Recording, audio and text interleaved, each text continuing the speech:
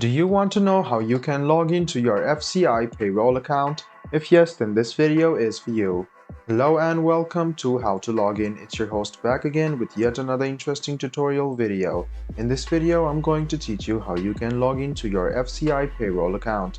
Go ahead and go to the search bar and search for FCI Payroll Login. Click on the first link which appears on your screen.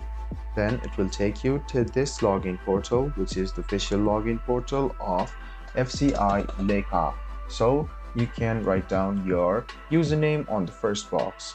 After you write down your username, you can click on the second box and you can write down your password to your associated account on FCI Payroll. After you write down your password, make sure to check your password, and if it is correct, go ahead and click on submit. This way, you can easily log into your FCI Payroll account. I hope this video about how you can log into your FCI Payroll account was helpful for you.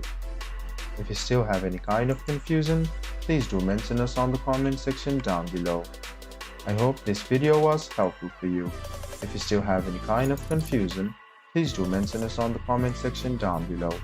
Like the video, subscribe to the channel, and do hit the bell button for more. Hope to see you in the next video as well. Until then, goodbye, take care, and make sure you enjoy.